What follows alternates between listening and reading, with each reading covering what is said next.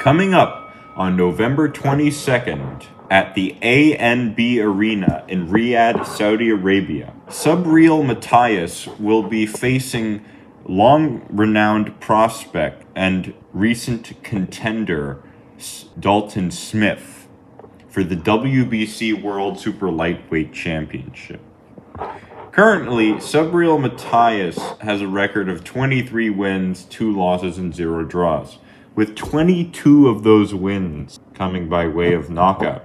The only win that Matias had a decision with was his most recent one against Alberto Puello.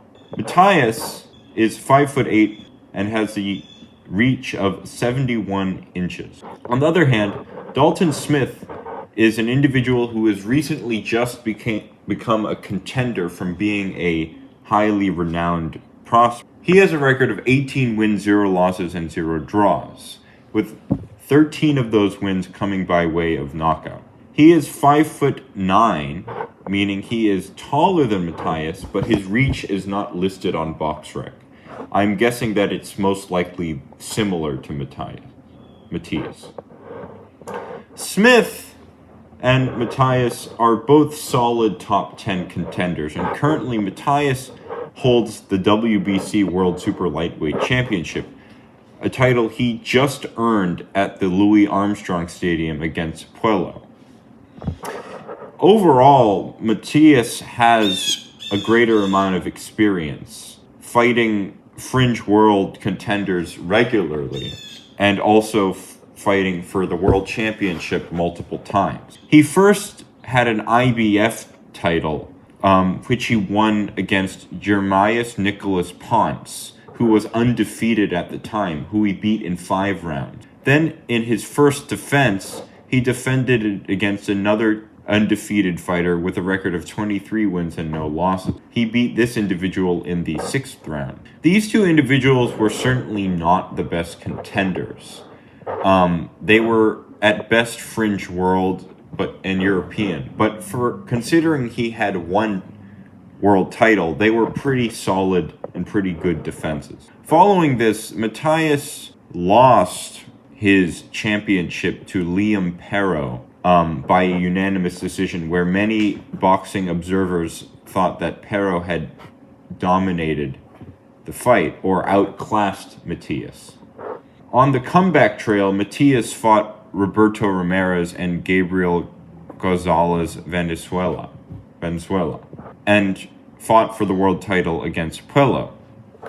In the Puello fight, many thought Puello actually won the fight, but Matias was the one coming forward, taking Puello's shots and giving his own back. And in some ways, it could be described as a much lower level version of the first Beterbiev-Bivol fight.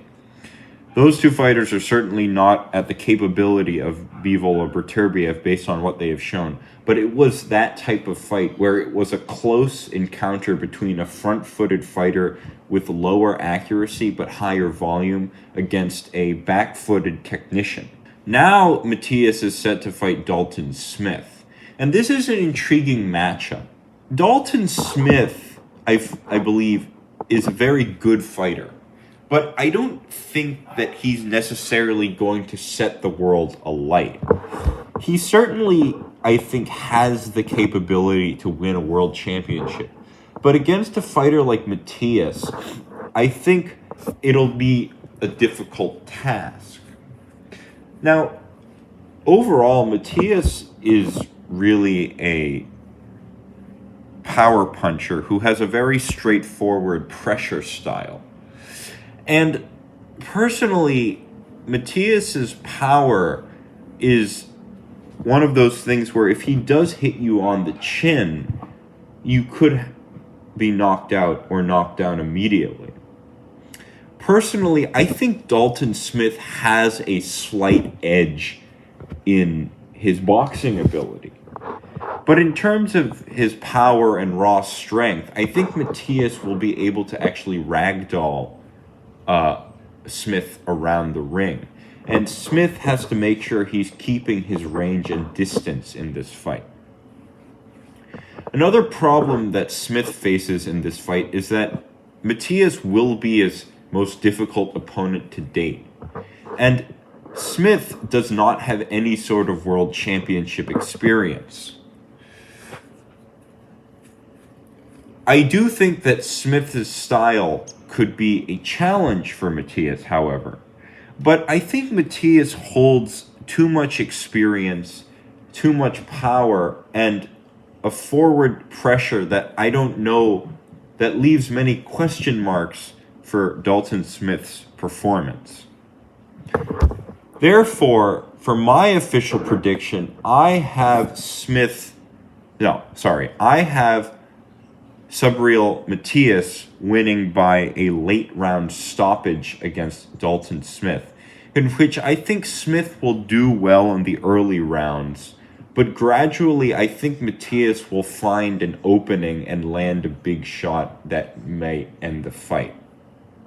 This is Zachary Cloutier at Ringside.